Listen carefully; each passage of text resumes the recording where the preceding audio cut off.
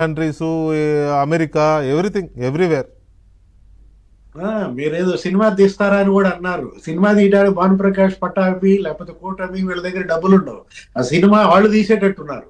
Already వాళ్ళు సినిమాలు తీశారు ఈ డబ్బులతోనే. ఏది కసిరెడ్డి రాజశేఖర రెడ్డి దానికి పెట్టినటువంటి ప్రొడక్షన్ నేమ్ ఏంటో తెలుసా? ED entertainments. ఏదో స్పై అని ఏదో చాలా సినిమాలు కూడా తీశారు కసిరెడ్డి రాజ్. చాలా తీశారు. ఇప్పుడు A34 నిందితుడు ఇవాళ వెంకటేష్ నాయుడు, కొత్త విషయం మీరు చూసే ఉంటారు, మీకు వచ్చేసి ఉంటాయి.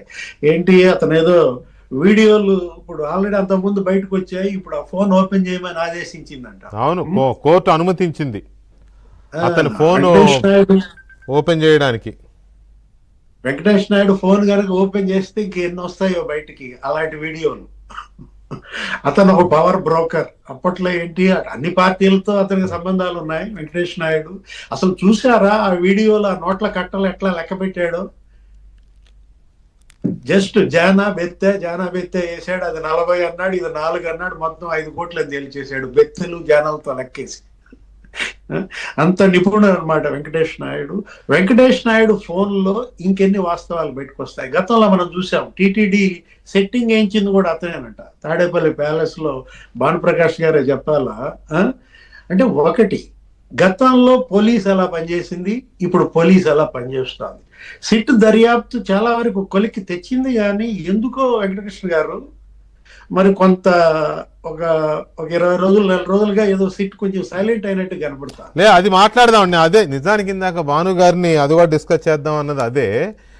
అది మాట్లాడదాం.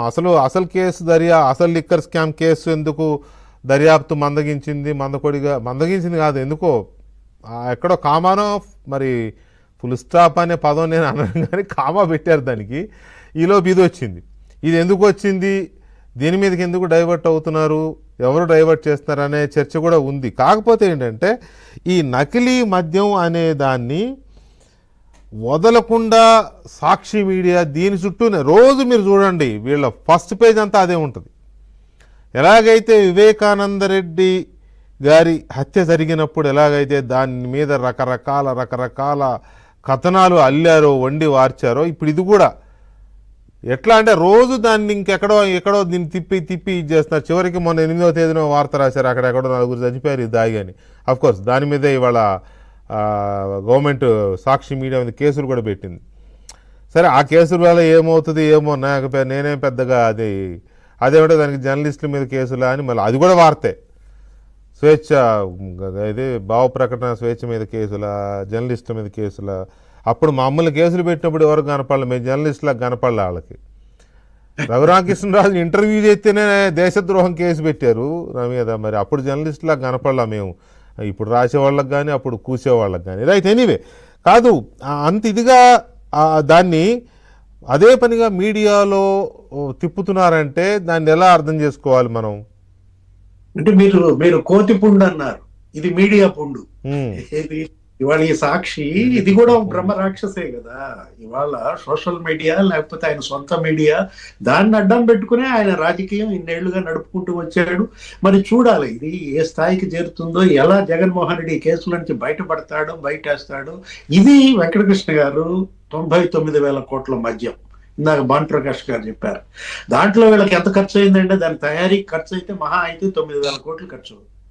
అంటే 90,000 కోట్లలో సజ్జల రామకృష్ణారెడ్డి ఏమని చెప్పాడు మొన్న ప్రెస్ మీట్ లో? ఆ మధ్య మా వల్ల ఈ మద్యం ఖజానాకి వచ్చిన డబ్బు 25,000 కోట్లు అన్నాడు.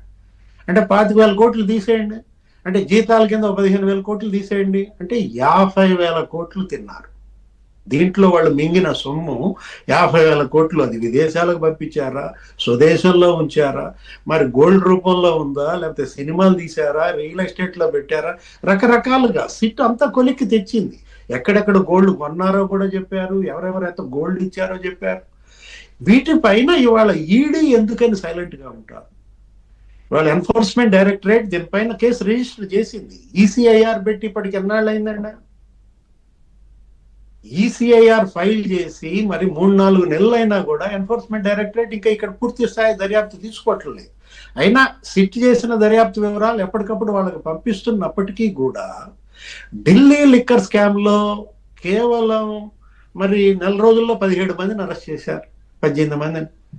అసలు ముఖ్యమంత్రి, ఉప ముఖ్యమంత్రి తిహార్ జైలుకు పంపించేసి అక్కడ ఉన్నటువంటి మంత్రి, ఎంపీ, ఇక్కడ తెలంగాణ సీఎం కూతురు, ఇంతమంది అరెస్ట్ జరిగిన పరిస్థితుల్లో ఇక్కడ ఎవరు అడ్డం పడుతున్నారు? ఇప్పుడు మనం తీసుకోవాల్సింది ఇక్కడ కేసు దర్యాప్తుని గనక, దీన్ని గనక ఒక లాజికల్ ఎండకు గనక తీసుకురాకపోతే ఇప్పటికి 16 నెలలుగా జరుగుతున్న దర్యాప్తు బ్రహ్మాండంగా వచ్చింది, కాదని మనం అన్నాం. కానీ దీన్ని మాత్రం పైవాడు ఎవరు, ఆ పైవాడు ఎవరు? నారాయణ స్వామి కూడా అదే అన్నాడు, పైవాడు చెబితే చేశానని. అతని దాకా తీసుకెళ్ళగలరా? ఇది ఇవాళ $1 మిలియన్ క్వశ్చన్ అన్నమాట. $1 మిలియన్ కాదు, 1,00,000 కోట్ల క్వశ్చన్ ఉందామా? అయితే ఢిల్లీ ప్రధానమంత్రితో సమావేశం కోసం ఢిల్లీ వెళ్ళిన